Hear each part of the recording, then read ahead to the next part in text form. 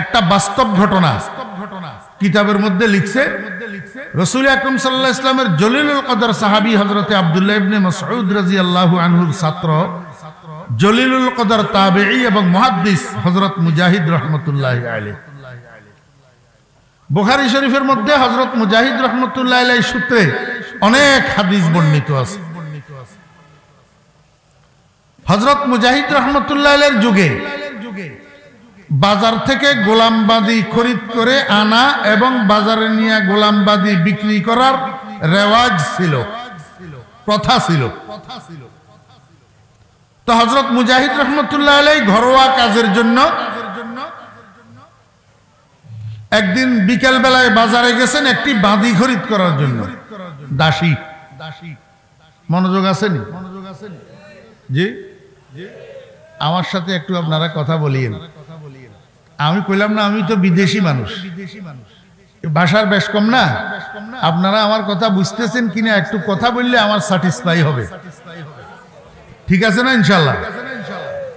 বাদী খরিদ করার জন্য হযরত মুজাহিদ রাহমাতুল্লাহি আলাইহি বিকেল বেলায় বাজারে গেছেন, একদম শেষ সময়। যখন গেছেন তখন গোলামবাদীগুলা সব বিক্রি হয়ে গেছে। শুধু একটা বাদী সামনে লইয়া বাদীর মালিকটা দাঁড়িয়ে আছে। বাদীটার জামা কাপড়ে ময়লা, গায়ের রং কালো, মাথার চুলগুলা এলোমেলো, চেহারাটা তেমন সুশ্রী না, বিশ্রী চেহারা, মোটামুটি দেখতে পাগলিনীর মতো দেখায়।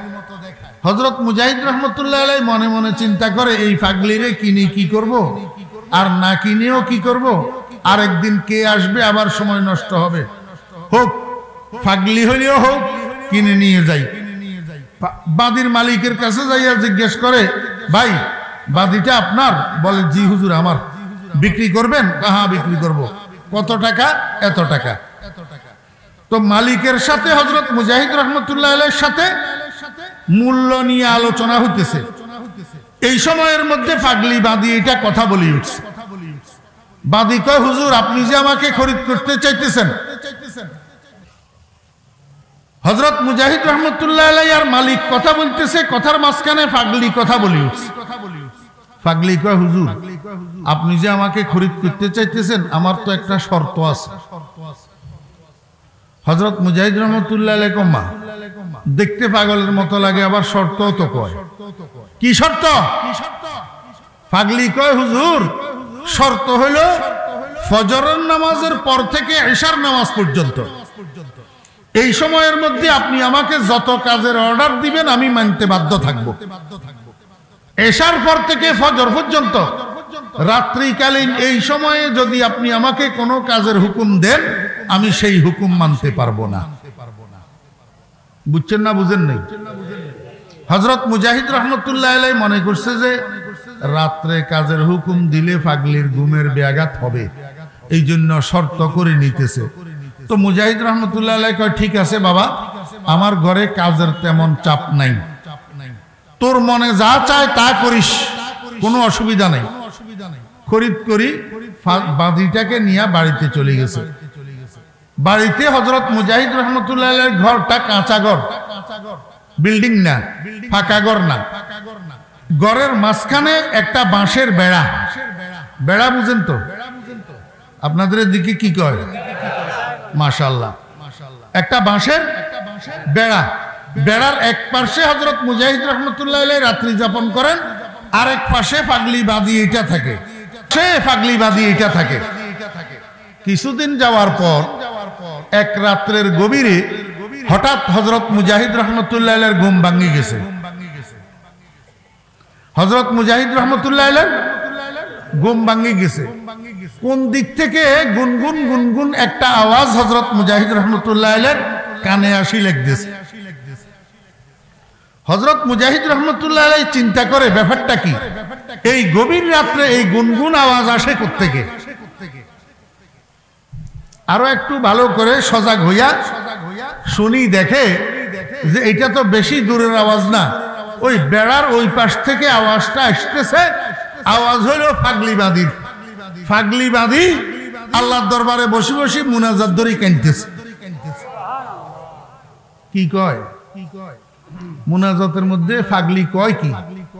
ইয়া আল্লাহ তুমি যে আমাকে মহব্বত করো কোনো সন্দেহ নাই।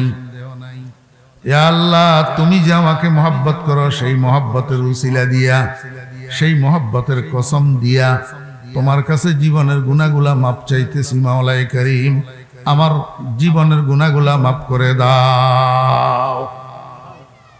বুঝে থাকলে বলুন তো কথাটা ভালো না খারাপ? কিন্তু হযরত মুজাহিদ রহমতুল্লাহ আলাইহির কাছে খারাপ লাগছে। হযরত মুজাহিদ রহমতুল্লাহ আলাইহি দিছে ডাক, এই পাগলি এদিকে আস। মনিবের ডাক না, সাথে সাথে মুনাজাত শেষ করি বেড়ার ওই পাশে যাইয়া মনিবের সামনে দাঁড়াইয়া কয়, হুজুর এই গভীর রাত্রে আমাকে কেন ডাকছেন? হযরত মুজাহিদ রহমতুল্লাহ আলাইহি কয়, বাদী তোর মতো বেয়াদব মানুষ তো আমি আর দুনিয়াতে দেখি নাই। কয় হুজুর কেন, আমার অপরাধ কি? কয় সারা দুনিয়ার ওলি আবদাল গাউস কুতুব সবে আল্লাহর কাছে আল্লাহর মহব্বত ভিক্ষা চায়, আর তুই কিনে আল্লাহর কাছে আল্লাহর মহব্বতের কসম দিয়া গুনাহ মাপ চাইতেছিস। তোর কাছে আরশে আজিম থেকে টেলিফোন আসছেনি, এরকম গ্যারান্টি সহকারে কিভাবে বুঝলি আল্লাহ যে তোকে মহব্বত করে? এবার ফাগলিবাদী হযরত মুজাহিদ রহমতুল্লাহ আলাইহিকে যেই উত্তর দিবে, আমি যে আপনাদেরকে কসম করে বললাম আল্লাহর মহব্বতের সার্টিফিকেট দিলাম, সেটার উত্তরও সেটা হবে। দেখতে পাগলের মতো দেখায়। এখন এই ফাগলি হযরত মুজাহিদ রহমতুল্লাহ আলাইহির মতো জলিলুল কদর মুহাদ্দিসকে হাদিস বয়ান করে শোনায়। পাগলি কয়, হুজুর আপনি আমাকে চেনেন না, কিন্তু আমি আপনাকে ভালো রকম চিনি। আপনি একজন জলিলুল কদর মুহাদ্দিস, কিন্তু এখন দেখতেছি আপনার কাছে আল্লাহর হাবিবের একখানা হাদিস পৌঁছায় নাই। قال رسول الله صلى الله عليه وسلم إذا أراد الله بعبد خيرا استعمله الله قالوا كيف استعمله الله يا رسول الله قال يوفقه الله للعمل الصالح قبل الموت ফাগলিয়া আরবিতে রাসূলের হাদিস বয়ান করে দিছে। এখন হযরত মুজাহিদ রাহমাতুল্লাহ আলাইহির কাছে এটার অনুবাদ করা লাগেনি, আমাদের কাছে না অনুবাদ করা লাগে, আমরা বাঙালি। হযরত মুজাহিদ রাহমাতুল্লাহ আলাইহির কাছে অনুবাদ করা লাগে না। এমনি হাদিস বয়ান করার সাথে সাথে হযরত মুজাহিদ রাহমাতুল্লাহ আলাইহি নড়ি সড়ি বসছে, অ্যাস্টনিশ হয়ে, ওরে বাবা এইটা কি, দেখতে পাগলের মতো লাগে। আর এই হাদিসে সহিহে মারফুয়ে মুত্তাসিল ফাগলি এইভাবে রাসূলের জবানের বাণী আমারে শুনাই দিল, এটা তো সাধারণ মানুষ না। পাগলিবাদী কয়, মুজাহিদ আল্লাহর হাবিবের বাণী যদি সত্য হইয়া থাকে, এই গভীর রজনীতে সারা দুনিয়ার মানব দানব কীট পতঙ্গ হাইওয়ান জানোয়ার সব ঘুমে বিভোর, আল্লাহ পাকের ইবাদতের মার্কেট ছুট পড়িয়া আছে। এই সময়ের মধ্যে আমার মতো একটা পাগলিবাদীকে আল্লাহ পাক দয়া করে মেহেরবানি করে ঘুম থেকে জাগাইলেন, ঠান্ডা পানি দিয়ে ওযু করাইলেন, তাহাজ্জুদের নামাজ পড়াইলেন। এখন আবার আল্লাহর দরবারে বসাইয়া বসাইয়া কাঁদায়। ও মুজাহিদ আপনি কি মনে করেন আমি নিজের ইচ্ছায় কাঁদি? না, আমি যখন মুনাজাত ধরি কান্না শুরু করি, গায়েবের থেকে একটা আওয়াজ আমাকে ডাকিয়া ডাকিয়া কয়, খুশনুমায়াদ নালায়ে সবাহায় তু জৌকে হাদা রমজে ইয়া রবাহায় তু। ও পাগলি, তুই যখন আমার দরবারে হাত উঠাইয়া কান্না শুরু করস, তোর কান্নাটা আমার কাছে ভালো লাগে, তুই আরো একটু কাঁদ, তুই আরো একটু কাঁদ, এই জন্য তোকে আমি আমার দরবারে বসে বসে কাঁদাই। ও মুজাহিদ আমি নিজের ইচ্ছায় কাঁদি না, যার জন্য কাঁদি সে আমাকে কাঁদা। এই জন্য আল্লাহর আশিকেরা বড় রাত্রে তাহাজ্জুদের নামাজ পড়ে বসে বসে আল্লাহর দরবারে দোয়া করে, কলবে জাকির দে মুঝে और रोने वाली आंख दे, कल्बे जाकिर दे मुझे और रोने वाली आंख दे, ताकि मैं रोता रहूं तेरे रज़ा की वास्ते। আমরা তো মা মারা গেলে কাঁদি, বাপ মারা গেলে কাঁদি, ছেলে মেয়ে মারা গেলে কাঁদি, ঘরে আগুন লাগলে কাঁদি, দোকানে আগুন লাগলে কাঁদি, ডাকাইতে টাকা নিয়ে গেলে কাঁদি। ও দোস্ত আবাব, আল্লাহর মহব্বতে, আল্লাহর ভয়ে, আল্লাহর দরবারে চোখের পানি আমাদের বাইর হয় না। আল্লাহর আশিকেরা আল্লাহর দরবারে বসে বসে দোয়া করে, আল্লাহ আমাকে এমন একটা অন্তর দাও যেই অন্তরটা সবসময় তোমার স্মরণ করবে। আমাকে এমন দুইটা চোখ দাও যেই দুইটা চক্ষু সবসময় তোমার জন্য কাঁদবে। কলবে জাকির দে মুঝে আর রোনে ওয়ালি আঁখ দে তাকে मैं रोता रहूं तेरे रज़ा की वास्ते। পাগলিবাদী কয় মুজাহিদ, আমি নিজের থেকে নিজে কাঁদতে পারি না, আমাকে কাঁদানেওয়ালা কাঁদায়। আল্লাহর হাবিবের বাণী যদি সত্য হইয়া থাকে, এই গভীর রজনীতে আল্লাহ পাকের ইবাদতের বাজার খালি হইয়া রইছে। এই সময়ের মধ্যে আপনারা সবাই ঘুমান, আমি কেন তাহাজ্জুদের মুসাল্লায় দাঁড়াই? আমি কেন আল্লাহর দরবারে বসে বসে কাঁদি? যদি আল্লাহর হাবিবের বাণী সত্য হয় তো এইটাই তো আমাকে আল্লাহ মোহাব্বত করার প্রমাণ।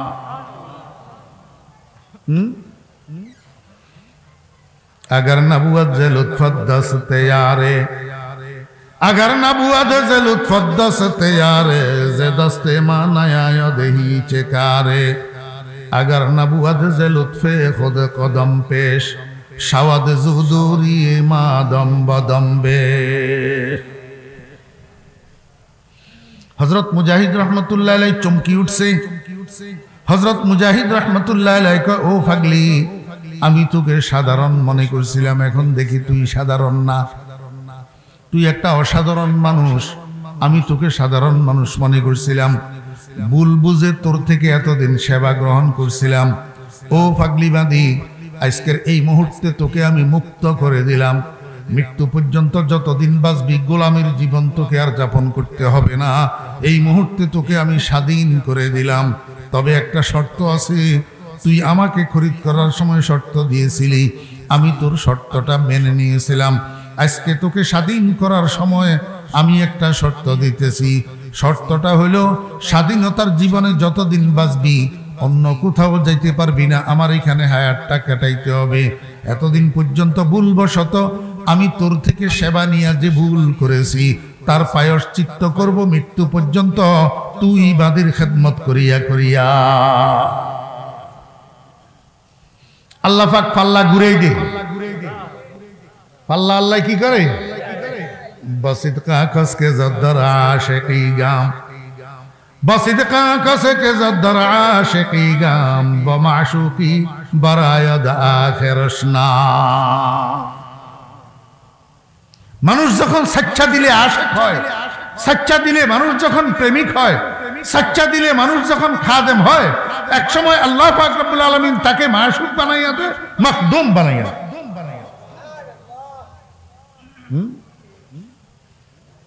হযরত ইউসুফ আলাইহিস সালামের উপরে জুলাইখা আশিক ছিল। জুলাইখা কি ছিল? কুরবানি দিতে দিতে দিতে দিতে ত্যাগ স্বীকার করতে করতে সর্বস্ব হারা হইয়া গেছে জুলাইখা, আর কিছু তার কাছে বাকি ছিল। রূপ যৌবন শেষ, ধনের ভান্ডার শেষ, চোখের জ্যোতি শেষ, মান ইজ্জত শেষ, সব কিছু হারাইছি।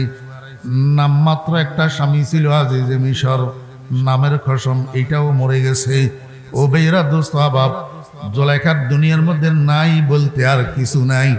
যখন সর্বস্ব হারা হইয়া গেছে, আহকামুল হাকিমিন রব্বুল আলামিন আরশে আজিম থেকে তাকাইয়া রইছে। জুলাইখার সবকিছু যখন শেষ হইয়া গেছে, আল্লাহ পাকের রহমতের সাগরের মধ্যে জোয়ার আসি গেছে। আল্লাহ কয়, জুলাইখা থাম, একটা একটা একটা কইরা আমি তোর সম্পূর্ণ ফেরত দিয়া দেব। ইন্নাল্লাযীনা আমানু ওয়া আমিলুস সালিহাত সায়াজআলু লাহুমুর রহমানু উদ্দা। লম্বা ঘটনা, আমি ওই ঘটনা বলা এখন আমার উদ্দেশ্য না। ওই ইউটিউবের মধ্যে আছে বয়ান, সেখান থেকে শুনিয়েন। আমি বুঝাইতে চাইতেছি, যখন সর্বশেষ জুলাইখার আর কিছু নাই, তো আল্লাহ পাক রব্বুল আলামিনের ইচ্ছায় জুলাইখার সাথে হযরত ইউসুফ আলাইহিস সালামের বিয়ে হয়েছে। তো কি হয়েছে? বিয়ে হয়েছে। এবং বিয়ের আগে 40 ঊর্ধ্ব জুলাইখা চোখের জ্যোতি নাই, শরীরের রূপ নাই, লাবণ্য নাই, কিচ্ছু নাই। হযরত ইউসুফ আলাইহিস সালামের কান্নার বদৌলতে আল্লাহ পাক জুলাইখাকে 18 বছরের কুমারী বানাইয়া দিয়েছেন। তো जवानी मुर्दा शरा जिंदगी दाद, जवानी मुर्दा शरा जिंदगी दाद, रुखशरा खलाते फरखंदगी दाद। আমি যে কথাটা আপনাদেরকে বুঝাতে চাইছি, বিয়ে হওয়ার পরে এতদিন পর্যন্ত জুলাইখা হযরত ইউসুফ আলাইহিস সালামের জন্য যেরকম পাগল ছিল, বিয়ে হওয়ার পরে ইউসুফ আলাইহিস সালাম জুলাইখার জন্য এরকম পাগল হয়ে গেল। আল্লাহ পাক রব্বুল আলামিন ওই জুলাইখার মহব্বত এটা, জুলাইখার ইশক এটা নিয়ে ইউসুফ আলাইহিস সালামের ভিতরে ঢুকে দিয়েছে, পাল্লা ঘুরে দিয়েছে।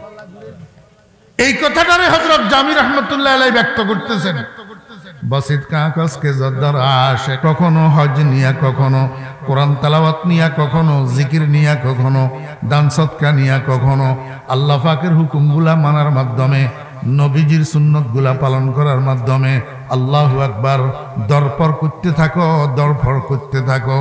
যাইতে যাইতে যাইতে যাইতে একটা সময় এমন আসবে যখন আল্লাহর পক্ষ থেকে ঘোষণা আসবে, বান্দা এতদিন পর্যন্ত তুই আমার আশিক ছিলি, আমি তোর মাশউক ছিলাম, আজকের এই মুহূর্তে আমি আশিক হইয়া তোরে আমার মাশউক বানাইলাম। আল্লাহু আকবার। ওর দোনো দিক থেকে হাবিবার মাহবুব, আবেদার মাহবুব, দোনো দিক থেকে মোহাব্বতের দরজা সমান হইয়া যা। हम तुम्हारे तुम हमारे हो चुके, हम तुम्हारे तुम हमारे हो चुके, दोनों जानिब से इशारे हो चुके, आशिक व माशूक गर्दन हर दो एक, हम तुई माशूक व आशिक निस्ते शौक।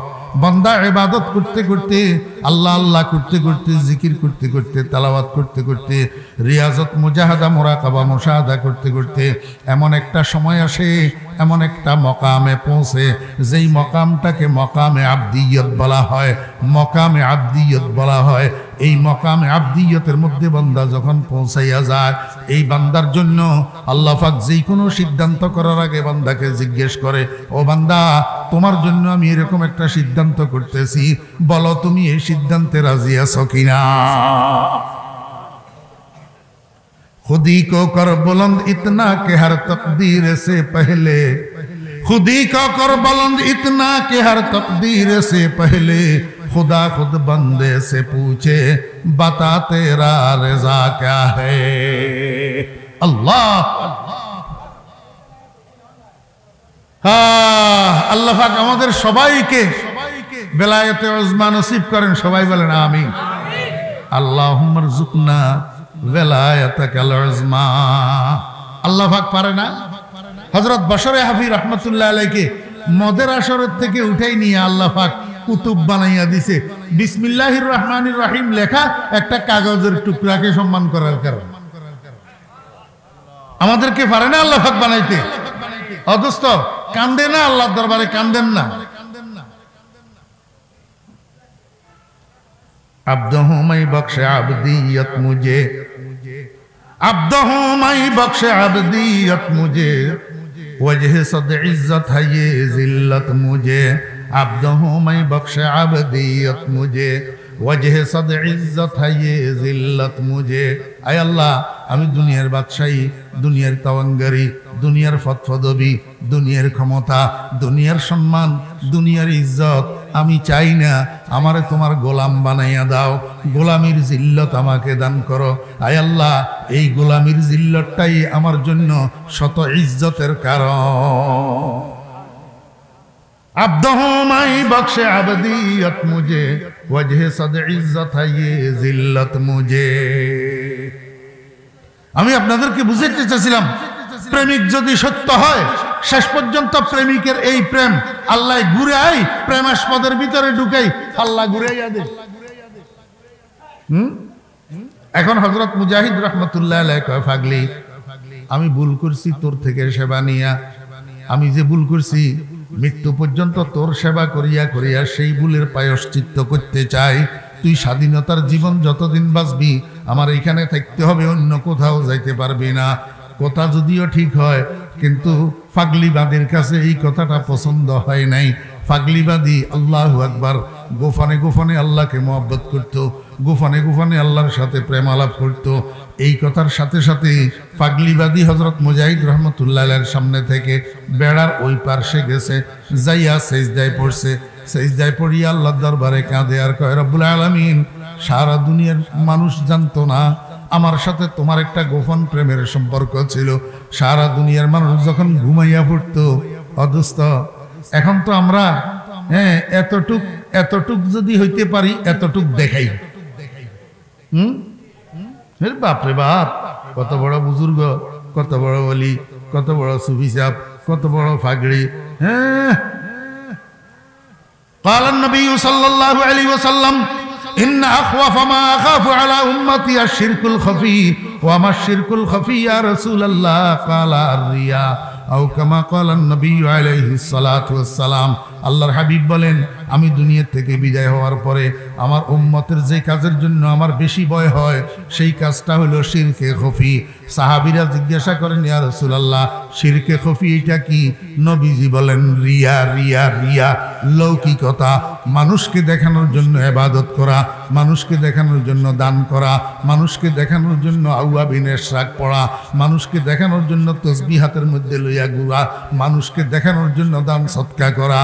ও বেহরা দোস্ত আবাব, মানুষকে দেখানোর জন্য ইবাদত বন্দেগী করা। আল্লাহর হাবিব বলেন, কিয়ামতের ময়দানে এই ইবাদত তোর মুখের উপরে মারা হবে।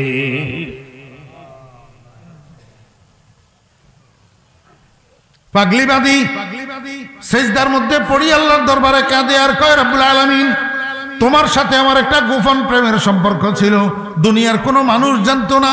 রাত্রি যখন নীরব নিথর নিস্তব্ধ হয়ে যেত, সারা দুনিয়ার মানুষ ঘুমাইয়া পড়তো, আমি বিড়ালের মতো ঘুম থেকে উঠি, পাও টিপি টিপি আস্তে আস্তে ঠান্ডা পানি দিয়ে ওযু করতাম, 4 রাকাত 8 রাকাত 12 রাকাত তাহাজ্জুদের নামাজ পড়তাম।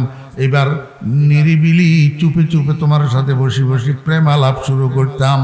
লা ইলাহা ইল্লাল্লাহ, লা ইলাহা ইল্লাল্লাহ। ও বেরা দোস্তাবা, এটা হইল প্রেমের জিকির, প্রেমের জিকির। এখন তো কত রঙের জিকির বাইর হইছে। মাইজবান্ডারের বাবাই কয়, বৈশা জিকির ভালো নয়, লাভদি ফালদি করো জিকির, যেমনে মাওলা রাজি হয়। হেল হেল হেল, কত রঙের জিকির বাইর হইছে। আমার বেরা দোস্ত আবাব, একটা মহব্বতের জিকির, এটার আওয়াজ শুনলে বোঝা যায়। আমি হযরত নানুপুরি হুজুর রহমতুল্লাহ আলাইহিকে দেখছি, ভোর রাত্রে উঠি যখন হুজুর জিকির শুরু করতেন, তা আমরা কিছু আশেক পাগল আছিলাম, আমরা হুজুরের চেয়ারের পিছনে দিয়ে যাইয়া বসে থাকতাম শুধু জিকির শোনার জন্য। ওরে জিকিরের আওয়াজে মনে হয় যেন কলিজা ছিঁড়িয়া যাবে, এত মধুর আওয়াজ, এত মিস্ত্রির মতো আওয়াজ। দোষদ শক্কর নাশায়দ পেশে বুলবুল, দোষদ শক্কর নাশায়দ পেশে বুলবুল, নাখাহাদ খাতে রসজুজ নিকাহাতে গোল। লা ইলাহা ইল্লাল্লাহ মুহাম্মাদুর রাসূলুল্লাহ সাল্লাল্লাহু আলাইহি ওয়াসাল্লাম। আল্লাহু হাজিরি আল্লাহু নাজিরি আল্লাহু মাই। পাগলিবাদী সেজদায় পড়ি কান্দে, আল্লাহ, আমার তোমার গোপন প্রেমের সম্পর্ক আজকে যখন ফাঁস হইয়া গেছে, মুজাহিদ আরেকজন তৃতীয় ব্যক্তি আমার তোমার গোপন প্রেমের সম্পর্কের কথা যখন জানি গেছে, আমি আর এই দুনিয়াতে থাকতে তৈয়ার নাই। আয় আল্লাহ, তুমি আমাকে গ্রহণ করে নাও। আশহাদু আল্লা ইলাহা ইল্লাল্লাহু ওয়া আশহাদু আন্না মুহাম্মাদান আবদুহু ওয়া রাসূলুহু। ওরে করুণ সুরে কালিমায়ে শাহাদাতের আওয়াজ যখন শুনছে, হযরত মুজাহিদ রহমতুল্লাহ আলাইহি মনে মনে কয়, ব্যাপারটা কি, এখানে কি ঘটতে যাইতেছে? তাড়াতাড়ি বসার থেকে উঠি, বেড়ার এই পাশে আসি, দেখে পাগলিবাদীর শরীরটা সিজদারত অবস্থায় পড়ে আছে, কিন্তু রুহুটা আর দুনিয়াতে না। গুফতে কুদ্দুসি ফকিরি দরফানা ও দরবাকা, গুফতে কুদ্দুসি ফকিরি দরফানা ও দরবাকা, খুদ ব খুদ আজাদ বুদি খুদ গেরফতার আমদি। আল্লাহ পাক রব্বুল আলামিন এই পৃথিবীতে যত মানুষ আছে, সমস্ত মানুষকে পার্থিব জীবনটা পরিচালনা করার জন্য 2টা আলো দিয়ে রাখছে। কয়টা আলো? মনোযোগ আসেনি? পার্থিব জীবন পরিচালনা করার জন্য আল্লাহ পাক কয়টা আলো দিয়েছেন? একটা আলোর নাম নূরে বসারত, নূরে বসারত চোখের আলো, আর একটা আলোর নাম নূরে বসিরত জ্ঞানের আলো।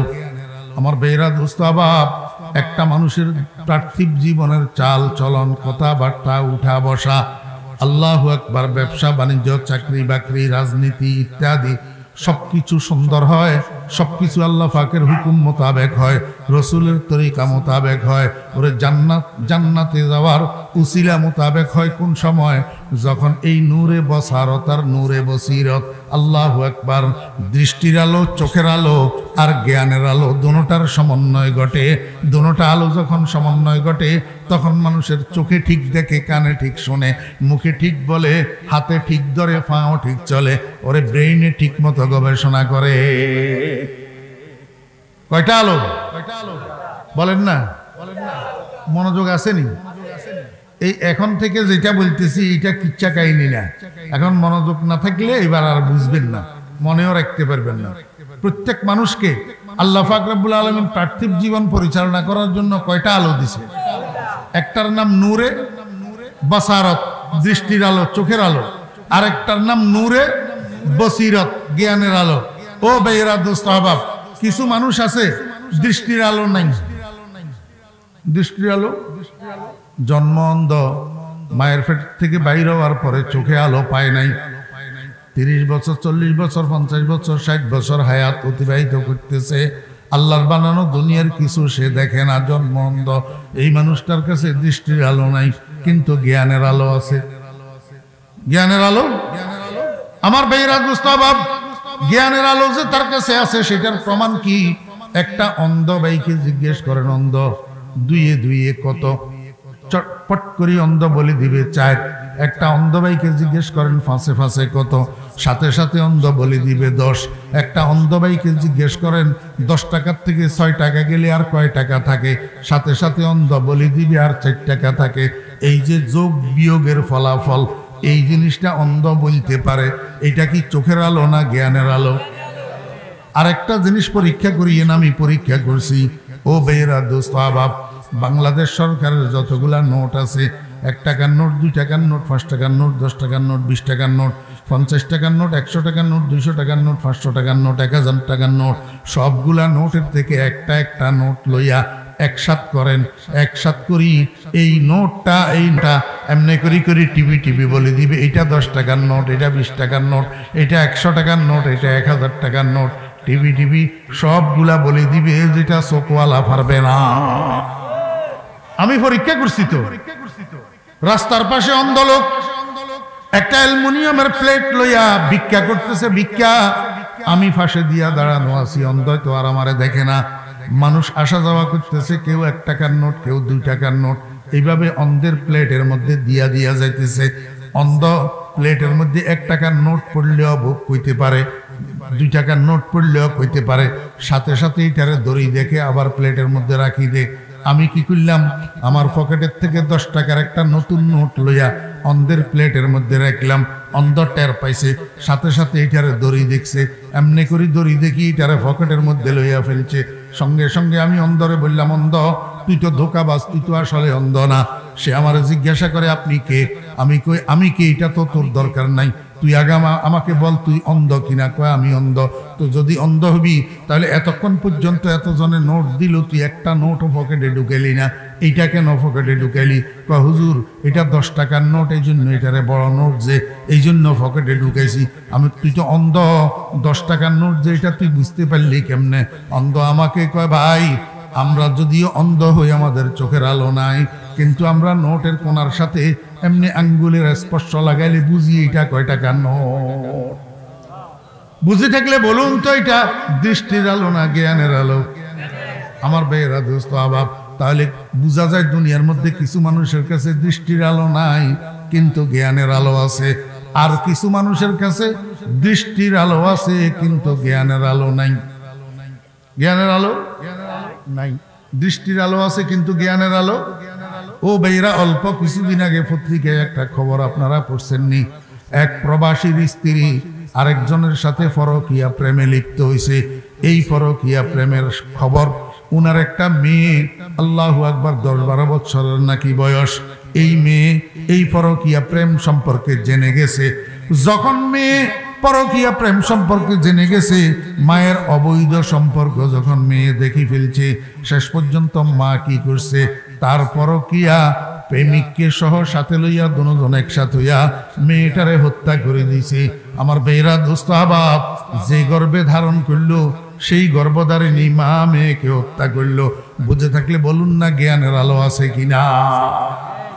জ্ঞানের আলো আছে? আমার বেরা দোস্ত আহবাব, জ্ঞানের আলো যদি থাকে একটা মানুষ চুরি করতে পারে না, জ্ঞানের আলো যদি থাকে একটা মানুষ ডাকাতি করতে পারে না, জ্ঞানের আলো যদি থাকে একটা মানুষ হাইজ্যাক করতে পারে না, জ্ঞানের আলো যদি থাকে একটা মানুষ সুদ খাইতে পারে না, জ্ঞানের আলো যদি থাকে একটা মানুষ মদ খাইতে পারে না, জ্ঞানের আলো যদি থাকে একটা মানুষ আরেকজনের মেয়ের মুখে অ্যাসিড নিক্ষেপ করতে পারে না, জ্ঞানের আলো যদি থাকে একটা মানুষ জেনায় লিপ্ত হইতে পারে না, জ্ঞানের আলো যদি একটা মানুষের কাছে থাকে, ওরা দোকানদারের দোকানে বাকি করি, দোকানদারের পাওনা টাকা না দেওয়ার জন্য 2-1 মাস গলি পরিবর্তন করিয়া হাঁটে। এবার দেখা যায় কিছুদিন পরে দোকানদারে ভুলে গেছে, এবার কয় আলহামদুলিল্লাহ বাঁচি গেলাম, না দিয়া বলে বাঁচি গেছে। ও হতভাগা, তুই বাঁচস নাই, তুই আসলে আটকিয়া গেছ, তুই বুঝতেছ না।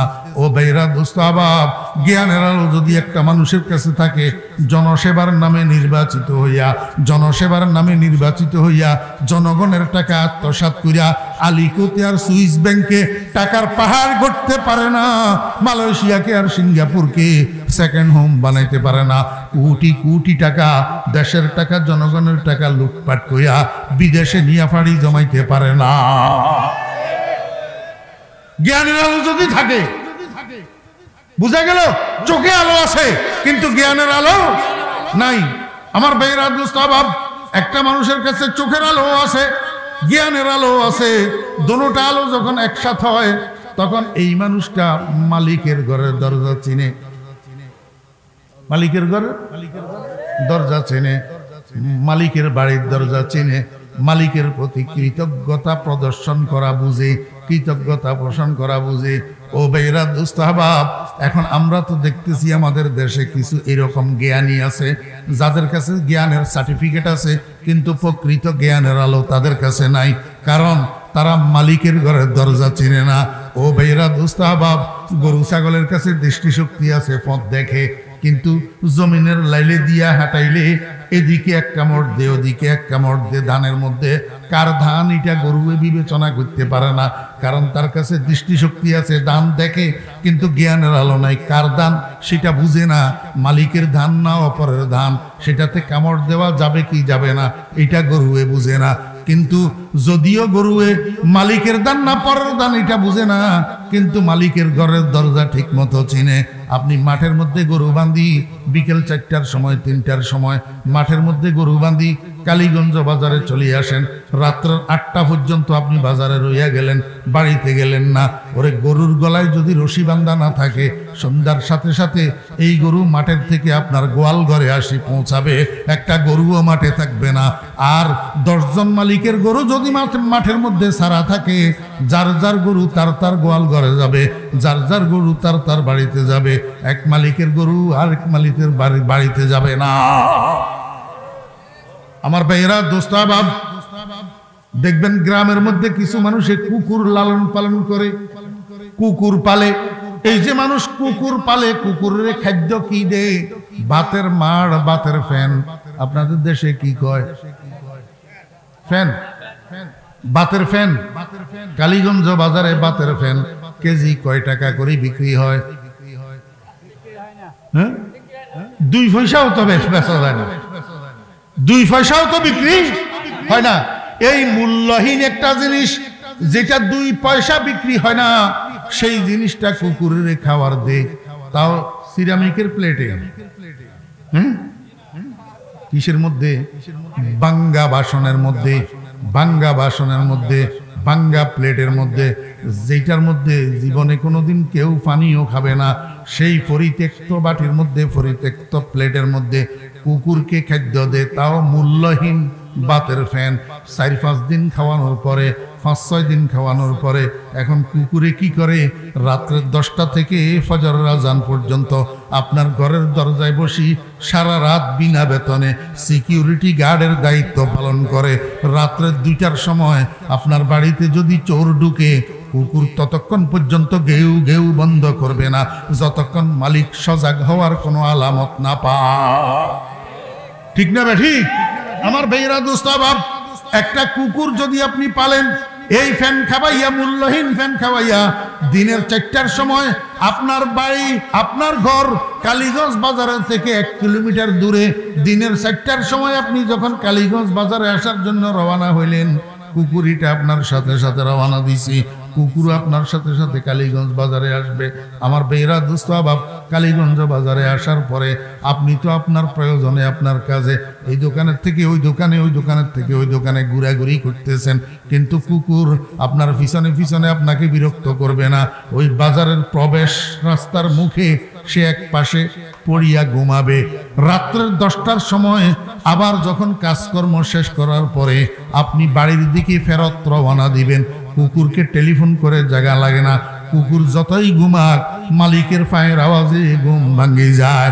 আমার বেহরা দোস্ত আবাব, রাত্রে 10টার সময় যখন আপনি বাজার থেকে বাইর হইতেছেন, কুকুর আবার আপনার সাথে বাড়ির দিকে রওনা হয়েছে। পরীক্ষা করি দেখিয়েন আমার কথা না কিতাবের মধ্যে আছে। আল্লামা কামাল উদ্দিন দমিরি রহমতুল্লাহ লিখছে, ওরে দিনের বেলায় কুকুর আপনার সাথে বাজারে আসবে, আপনার আগে যাবে না। কুকুর যতই খারাপ হোক কিন্তু বেয়াদব না। আমাদের ছেলেফেলেরা বেয়াদবি করতে পারে, আমাদের কর্মীরা বেয়াদবি করতে পারে, আমাদের সাধারণ মানুষেরা আলেম ওলামার সাথে বেয়াদবি করতে পারে, কিন্তু কুকুরে বেয়াদবি জানে না। কুকুর আগে যাবে না, কুকুর পিছনে পিছনে হাঁটবে। সেই কুকুর রাত্রের 10টার সময় যখন আপনি বাজার থেকে ফেরত রওনা দিয়েছেন, এই কুকুর তখন পিছনে থাকবে না, কুকুর আগে আগে থাকবে। পুলিশের গাড়ির মতো এসকর্ট দিয়া আপনাকে বাড়ি পর্যন্ত পৌঁছাবে। পথিমধ্যে কোনো শত্রুপক্ষ যদি আপনাকে আক্রমণ করে, কুকুর নিজের জীবন বাজি রাখিয়া আপনাকে বাঁচানোর জন্য চেষ্টা করবে। সে বুঝে উনি আমার মনি। আমার ভাইয়েরা দোস্ত বাপ, আজকের বর্তমান দুনিয়াতে একটা কুকুর যদি মুনিব বুঝে, কুকুর যদি খাদ্যদাতা বুঝে, কুকুর যদি প্রতিপালক বুঝে, কুকুর যদি প্রতিপালকের প্রতি কৃতজ্ঞতা প্রদর্শন বুঝে, আমার ভাইরা দোস্ত বাপ, গরুয়ে যদি মালিকের ঘরের দরজা চিনে, মোরগ হাঁসে যদি মালিকের ঘরের দরজা চিনে, আমি আশরাফুল মাখলুকাত ইনসান হইয়া আমি কেন মালিকের ঘরের দরজা চিনি না? আমি কেন খাদ্যদাতা রিজিকদাতার প্রতি কৃতজ্ঞতা বুঝি না? ও বন্ধু, তোমার জন্য আসমান কে বানাইলো? তোমার জন্য জমিন কে বানাইলো? তোমার জন্য চন্দ্র সূর্য কে বানাইলো? তোমার জন্য আসমান থেকে পানি বর্ষণ করে কে? তোমার জন্য ওই টিউবওয়েলের মধ্যে সুপিও পানি কে উঠায়? ওটাটা আলাদা করি, গাভীর গোশতগুলাকে 1 ইঞ্চি 1 ইঞ্চি টুকরা বানাও, দেখি শরীরের মধ্যে কয় কেজি দুধ পাওয়া যায়। জবাই করি টুকরা টুকরা করলে আধা কেজি দুধ যেখানে পাওয়া যায় না, সেই গাভীর স্তনে 16 কেজি 20 কেজি 25 কেজি দুধ কোথার থেকে আসে? কে বানায়? আল্লাহ পাক রব্বুল আলামিন কয়, বান্দা তোর চোখ এগুলা কার দেওয়া? তোর কান কার দেওয়া? তোর নাক কার দেওয়া? তোর ঠোঁট কার দেওয়া? তোর জিহ্বা কার দেওয়া? তোর দাঁত কার দেওয়া? তোর হাত কার দেওয়া? তোর হাতের আঙ্গুলগুলা কে বানাইছে? আল্লাহ পাক রব্বুল আলামিন কয়, বান্দা এই 2 হাতের মধ্যে 5টা 10টা আঙ্গুল কেন বসাইলাম? 11টা কেন বসাইলাম না? 9টা কেন বসাইলাম না? জীবনেও কোনোদিন চিন্তা করি দেখোস নাই? যত আকাম কুকাম করবি সব তো এই 2 হাতের দ্বারাই করবি। এই জন্য আমি তো 2 হাতের পাঞ্জার মধ্যে আমার নামটা ডবল অক্ষরে লিখে রেখেছি। ডবল অক্ষরে আমার নামটা ডবল অক্ষরে লিখে রেখেছি। ইয়াবার ট্যাবলেট যখন হাতে নিতে যাবি, মদের গ্লাস যখন হাতে নিতে যাবি, আরেকজনের বুকে ডুগানোর জন্য ড্যাগার যখন হাতে নিতে যাবি, 5টা আঙ্গুলের দিকে নজর পড়লে আমি আল্লাহর নামটা যেন তোর মনে পড়ে। দেখেন না দোস্ত, এই হলো আলিফ, এই হলো প্রথম নাম, এই হলো দ্বিতীয় নাম, বাকি 2টারে একসাথ করলে গোলহা। এই হলো আলিফ, এই হলো প্রথম নাম, এই হলো দ্বিতীয় নাম, বাকি 2টাকে একসাথ করলে গোলহা। ডবল অক্ষরে আল্লাহ পাক রব্বুল আলামিন লিখে রেখেছেন আল্লাহু আল্লাহ, আল্লাহু আল্লাহ। সূরাতে নকশে ইলাহি খুদ তুই, আরেফে আশিয়া কামাহি খুদ তুই। আল্লাহ পাক রব্বুল আলামিন কে বান্দা, কুকুরে যদি খাদ্যদাতা চিনে, কুকুরে যদি রব চিনে, কুকুরে যদি মনিব চিনে, কুকুরে যদি রিজিক দাতা চিনে, গরুয়ে যদি মালিকের ঘরের দরজা চিনে, তুই আশরাফুল মাখলুকাত ইনসান হইয়া তুই কেন মসজিদের দরজা চিনস না? তুই শ্বশুর বাড়িতে যাইতে পারস, নানার বাড়িতে যাইতে পারিস, খালার বাড়িতে যাইতে পারিস, তুই বাজারে যাইতে পারিস, হাটে যাইতে পারিস, তোর রাজনীতির অফিসে যাইতে পারিস। ও হতভাগা পোড়া কপাল, ও হতভাগা, তুই ক্লাবে যাইতে পারিস, তুই মসজিদে কেন যাইতে পারিস না? মসজিদের দরজায় তোর কেন কদম পড়ে না? তুই বেনামাজি মনে রাখিস, তুই যত বড় জ্ঞানী, যত বড় সার্টিফিকেটধারী হইবি হ না কেন, ও বেনামাজি, তোর কাছে আসলে জ্ঞানের আলো না। জ্ঞানের আলো নাই, তোর কাছে দৃষ্টির আলো আছে, জ্ঞানের আলো নাই। তাহলে বোঝা গেল কিছু মানুষের কাছে দৃষ্টির আলো থাকে না, কিন্তু জ্ঞানের আলো থাকে। আর কিছু মানুষের কাছে দৃষ্টির আলো থাকে, কিন্তু প্রকৃতপক্ষে জ্ঞানের আলো থাকে না। জ্ঞানের আলো থাকে না। আল্লাহ কে বান্দা, তোর দুনিয়ার জীবন চলা যদি সুখময় হইতে হয়, তোর দুনিয়ার জীবন চলা যদি আল্লাহু আকবার সুগম হইতে হয়, তোর দুনিয়ার জীবন চলা যদি তোর গন্তব্যস্থান পর্যন্ত নিরাপদে হইতে হয়, তো দুইটা আলোর সমন্বয় লাগবে, একটা নূরে বসারত আর একটা নূরে বসিরত। চোখের আলো আর জ্ঞানের আলো দুটোটা লাগবে, কোনোটা না হইলে তো চলবে না। এটা হইলো এক নম্বর। মনোযোগ আছেন? এখনো আসল কথা বলি নেই, এবার আসল কথা শুনেন। এটা হলো এক নম্বর। দৃষ্টির আলো বলেন আর জ্ঞানের আলো বলেন, এই দুইটা আলোর কোনোটা নিজে নিজে স্বয়ং সম্পূর্ণ নয়, কোনোটা নিজে নিজে মুস্তাকিল বেনফসিহি নয়। এই দুইটা আলোর প্রত্যেকটা আরেকটা আলোর মুখাপেক্ষি। সেই আলোটার নাম হলো নূরে খারেজি, অর্থাৎ বাহ্যিক আলো। বুঝে কতটুকু বুঝাইতে পারছি আল্লাহ জানে। চোখের আলো নিজে নিজে স্বয়ং সম্পূর্ণ না, এটার জন্য আরেকটা নূরে খারেজি লাগে, বাহ্যিক আলো। জ্ঞানের আলো নিজে নিজে স্বয়ং সম্পূর্ণ না, এটার জন্য আরেকটা নূরে খারেজি লাগে, বাহ্যিক আলো। একটা একটা বুঝেন। চোখের আলোর জন্য বাহ্যিক আলো লাগে কি লাগে না? জি আমার ভাইয়েরা, দোস্ত আহবাব, আপনার আমার কাছে চোখের আলো আছে না নাই? আছে। কিন্তু রাত্র যদি অমাবস্যার রাত্রি হয়, রাত্র যদি অমাবস্যার রাত্রি হয়, রাত্রি যদি গভীর রাত্রি হয়, রাত্রের একটা অমাবস্যার রাত্রি, আলো না অন্ধকার। আকাশে সূর্য আসেনি, নাই চন্দ্র আসেনি না, অমাবস্যার রাত্রি। আর ঘটনাক্রমে সারা বাংলাদেশের মধ্যে একসাথে এট এ টাইম একই রাত্রে লোডশেডিং হইয়া রয়েছে, কারেন্টের বাতি জ্বলে না, কারেন্টের বাতি জ্বলে না। তাহলে সূর্যও নাই, চন্দ্রও নাই, কারেন্টের লাইটও নাই, হাতের মধ্যে মোমবাতিও নাই, আল্লাহু আকবার, কেরোসিনের বাতিও নাই, মোবাইলের আলোও নাই, কিন্তু চোখের আলো আছে।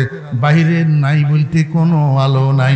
এমত অবস্থায় আপনার বাড়ি যদি কালীগঞ্জ বাজারের থেকে 2 কিলোমিটার ভিতরে হয়, এই 2 কিলোমিটার রাস্তা এই অন্ধকার অমাবস্যার রাত্রে আপনি একা পায়ে হাঁটি কালীগঞ্জ বাজারে পৌঁছাইতে পারবেন কিনা? বুঝি বলিয়েন, পারবেন? পারা যাবে। 2 কিলোমিটার অন্ধকারের মধ্যে অমাবস্যার রাত্রে পায়ে হাঁটি আপনি কালীগঞ্জ বাজারে পৌঁছাইতে পারবেন। তবে এই পৌঁছাটা নিরাপদ হওয়ার গ্যারান্টি নেই। নিরাপদ হওয়ার কি নেই? গ্যারান্টি নাই। অন্ধকার রাস্তায় পথ চলতে যাইয়া রাস্তার মধ্যে যদি কোনো গর্ত থাকে, এই গর্ত না দেখার কারণে গর্তের মধ্যে আপনার পাও পড়তে পারে, পাও পড়ি পা ভাঙতে পারে। ও ভাইয়েরা, রাস্তার মধ্যে কোথাও কাঁটা থাকতে পারে, এই খেজুর কাঁটা আপনার পায়ে ঢুকতে পারে, সম্ভাবনা আছে না নাই? রাস্তার উপরে ফাতাইল্লা হইয়া একটা বিষধর সর্প শুয়ে রয়েছে, আপনি দেখেন নাই, সাপের গায়ে দিছেন পাও, এখন সাপ উল্টা ফিরি আপনাকে মারছে সবল, সম্ভাবনা আছে না নাই? ও ভাইয়েরা, আর একটু যাওয়ার পরে রাস্তার ডান দিকে ট্রাম হয়েছে, ট্রাম রাস্তা ডান দিকে ঘুরে গেছে, কিন্তু আপনি তো অন্ধকারের মধ্যে দেখতেছেন না, আপনি সোজা চলতে আছেন। সোজা একটু সামনে গেলে খাল, তো অন্ধকারের মধ্যে না দেখার কারণে আপনি ডান দিকে না ঘুরিয়া সোজা চলতে যাইয়া খালের তলায় যাইয়া পড়ছেন, খালের তলায়। এখন এই বাহিরের আলো না থাকার কারণে, দৃষ্টির আলো থাকা সত্ত্বেও আপনি আপনার গন্তব্যে নিরাপদে পৌঁছতে পারলেন না, খালের তলায় যাইয়া পড়লেন। সম্ভাবনা আছে না? এই সম্ভাবনা থাকতো না যদি আপনার হাতে একটা টর্চ লাইট থাকতো। বুঝছেন না বুঝেন নাই? হাতের মধ্যে যদি একটা টর্চ লাইট থাকতো, রাস্তায় রাস্তায় যদি স্ট্রিট লাইট লাগানো থাকতো, অথবা মাথার উপরে যদি চন্দ্র থাকতো, যদি বাহ্যিক আলোটা থাকতো, তাহলে আপনার পাও ভাঙতো না, আপনি সাপের চোবলের শিকার হইতেন না, আপনার পায়ে কাঁটা বিদ্ধ না, আপনি খালের তলায় যাইয়া পড়তেন না। যদি একটা বাহ্যিক আলো থাকতো, নূরে খারেজি, এই আলোটা চন্দ্রের হোক, সূর্যের হোক, লাইটের হোক, টর্চ লাইটের হোক, মোবাইলের আলো হোক, মোমবাতির আলো হোক, অদুস্ত কেরোসিন তেলের বাতির আলো হোক, যেই হোক না কেন, একটা বাহ্যিক আলো যদি থাকতো, আপনার পথ চলাটা নিরাপদ হইতো, আপনি নিরাপদে গন্তব্যে পৌঁছাইতে পারতেন। এখন বাহ্যিক আলো না থাকার কারণে আপনার দৃষ্টির আলোটা বেকার হইয়া গেল। ঠিক না ঠিক? আর একটা মানুষের কাছে দৃষ্টির আলো নাই। আপনার ছেলে বয়স 25 বছর, এখন আপনার হঠাৎ বুকের মধ্যে পেইন শুরু হয়েছে, বুকে ব্যথা শুরু হয়েছে, আপনি কোন যে বাবারে রাত্র তো 9টা হইয়া গেছে, বাইরে অন্ধকার, ধর তুই এই টর্চ লাইটটা নিয়ে যা, কালীগঞ্জ বাজারের থেকে আমার জন্য একটু ঔষধ নিয়ে আয়। ছেলে কয়, বাবা এই টর্চ লাইট আমার কি উপকারে আসবে, আমি তো অন্ধ, আমার কাছে তো চোখের জ্যোতি নাই, আমার কাছে তো দৃষ্টির আলো নাই, টর্চ লাইটের আলো আমার কি উপকারে আসবে?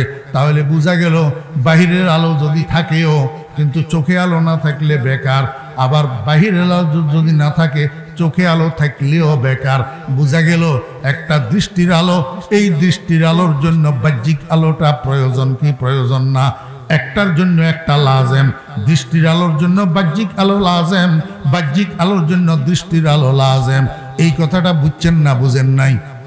জি, এই কথাটা বুঝার জন্য বিএ পাস করতে হবে না টাইটেল দাওরা পাস করতে হবে? জি আমার ভাইয়েরা, দোস্ত আবাব, এটা তো প্রমাণিত কথা, অকাট্য কথা।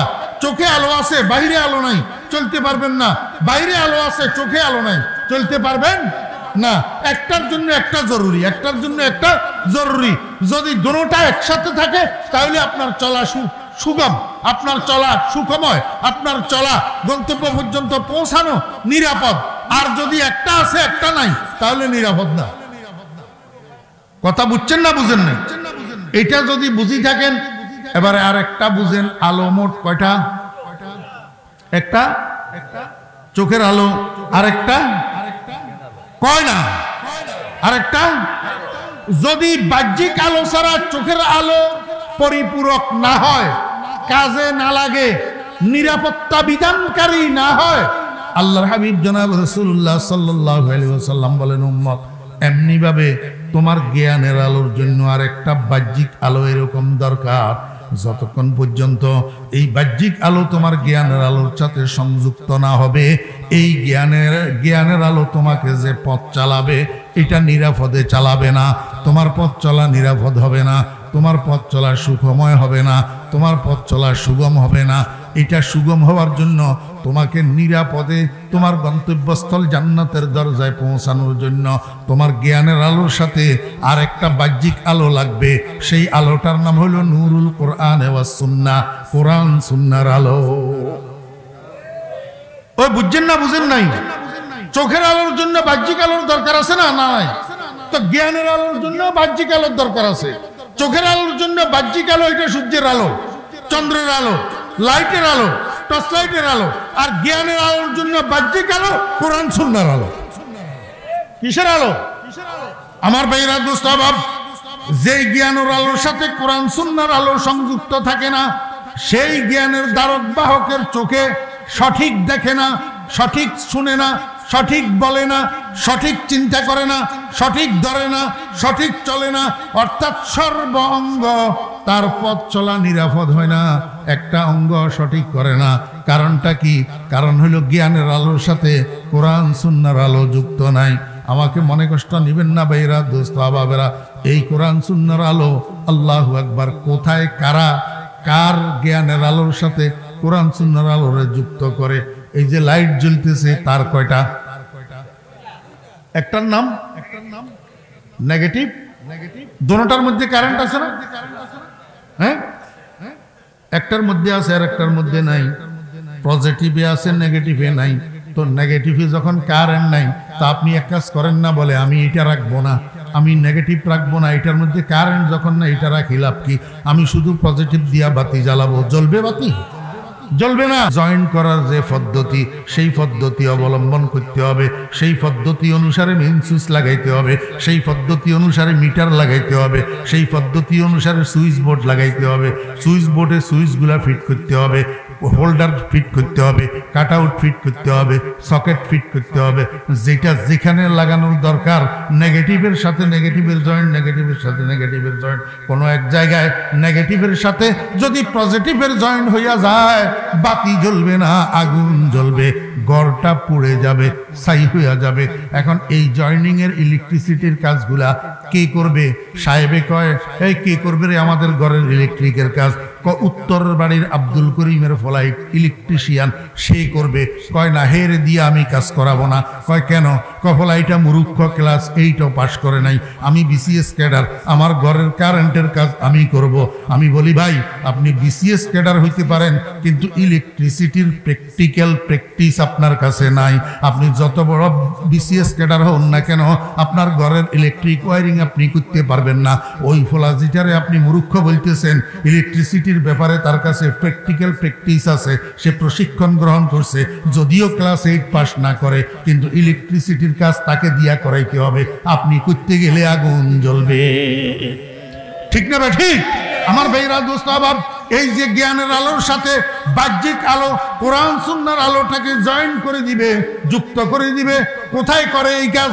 একটা কারখানা আছে, সেই কারখানার নাম মাদ্রাসা। কোথায় করে এই কাজ? কোথায় করে?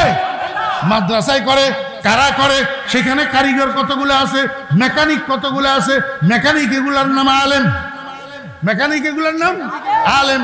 যাদের জ্ঞানের আলোর সাথে কোরআন সুন্নাহর আলো সংযুক্ত করা হয়, তাদেরকে বলা হয় তালেবে ইলম। তাদেরকে বলা হয় কি? তালেবে ইলম। আমার ভাইরা, দোস্ত আহবাব, এখনো সময় আছে, আমার কথা মানেন।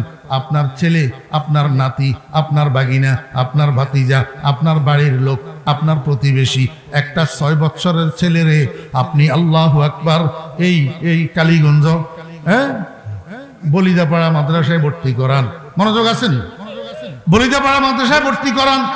এইখানে ইলেকট্রিশিয়ান কতগুলো আছে, এদের কাছে দেন। এরা কি করবে? এরা 12 বছর আপনার ছেলে এটার পিছনে প্রসেসিং করবে। 12 বছর আপনার ছেলে এটার পিছনে প্রসেসিং করবে। প্রসেসিং করি আপনাকে একটা সূর্য সন্তান উপহার দিবে, আপনাকে একটা সন্তান উপহার দিবে। এই সন্তান মৃত্যু পর্যন্ত কোনোদিন বাপের দিকে চোখ রাঙ্গাইয়া কথা বলবে না, মায়ের গায়ে হাত উঠাবে না, বউ লইয়া মা বাপকে লাথি মারি বিদেশে আল্লাহু আকবার টাউনে বন্দরে যাইয়া থাকবে না। শেষ পর্যন্ত আল্লাহু আকবার মা বাপের বৃদ্ধাশ্রমে রাখি এই ছেলে প্লাট ভাড়া করি বউ বাচ্চা লইয়া থাকে। কোথায় মা বাপের খবর নাই। ও ভাইরা, এমনও অবস্থা সৃষ্টি হয়েছে, করোনার সময় বাপ মারা গেছে যে চেহারা দেখার জন্য তো যায় নাই, বিভিন্ন জায়গায় দাফন টিম এই বাপের দাফন করছে। কি মূল্য তোর টাকা পয়সার, কি মূল্য তোর শিক্ষার? কার লাগিয়া বান্ধ বাড়ি ঘর, কার লাগিয়া বান্ধ বাড়ি ঘর মনরে, কার লাগিয়া বান্ধ বাড়ি ঘর। আপন আপন ভাব যাদের, সবই তোমার পর মনরে, কার লাগিয়া বান্ধ বাড়ি ঘর। চোখে আঙ্গুল দিয়া দেখাই দিলে এরপরেও মানুষ বুঝে না। আল্লাহু আকবার। যেই ছেলে নিয়ে গর্ব করেন, যেই ছেলে নিয়ে অহংকার করেন, এই ছেলে শেষ পর্যন্ত আপনার পান সুপারির দ্বার দাঁড়বে না, আপনার ঔষধের দ্বার দাঁড়বে না। আর আমাকে যেটা দিবেন আমি 12 বছর প্রসেসিং করি আপনাকে দেব। এই ছেলে আপনার জামা কাপড়গুলা ধুইয়া দিবে, আপনাকে রাত্রে শোয়ার সময় মাথায় একটু তৈল মালিশ করে দিবে, পায়ের তালুতে একটু তৈল মালিশ করে দিবে। এই ছেলে আপনাকে ক্ষণে ক্ষণে জিজ্ঞেস করবে, বাবা কি খাবেন, আপনার জন্য কি আনতাম। মাকে জিজ্ঞেস করবে, মা কি খাইবা, তোমার জন্য কি আনতাম। বউরে বলবে, খবরদার খবরদার, আমার মা বাবার সেবা করিবা তো আমার মায়া পাইবা, আমার ভালোবাসা পাইবা। আমার মা বাবার সেবা করিবা না, আমার ভালোবাসা পাইবা না। এই কথাটা আমরা যেগুলা প্রসেসিং করি এগুলা ছাড়া অন্যরা বলে না, অন্যরা বলে না। চোখে আঙ্গুল দিয়া দেখাই দিয়ে এরপরেও পারবেন না কেন? আমার ভাইয়েরা, দোস্ত আবাব, কি পাইলেন? আজকে আপনি মারা গেলেন, আপনার জীবনের শেষ গোসলটা আপনার জীবনের শেষ গোসলটা, আল্লাহু আকবার মুসলমান ভাইরা, যখন মুর্দাকে গোসল দেওয়ার জন্য নেওয়া হয়, হাদিস শরীফের মধ্যে আছে, মুর্দা চিৎকার করিয়া করিয়া কাঁদে আর বলে, ও মুসলমান ভাই, কে তুমি আমাকে গোসল দিতে এসছো?